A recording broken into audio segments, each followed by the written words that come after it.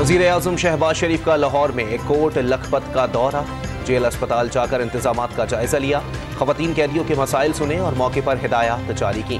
Army chief ने बाजोड़ में पाक अफगान सरहद पर तैनात जवानों के साथ ईद मनाई। मादरे वतन के दिफा के लिए जानों का नजराना पेश करने वालों को फरामोश नहीं कर सकते, जनरल आसिम मुनीर का खिताब।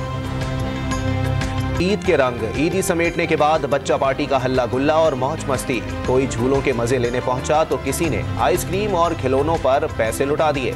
कराची वाले सीवीयू पहुंच गए। कौमी क्रिकेट टीम के कप्तान बाबर आजम ईद मनाने लाहौर की मॉडल कॉलोनी में अपने पुराने घर पहुंच गए। तस्वीर सोशल मीडिया पर शेयर कर दी। 14 मई को इलेक्शन होते नजर नहीं आ रहे, हुए भी तो कोई तस्लीम नहीं करेगा।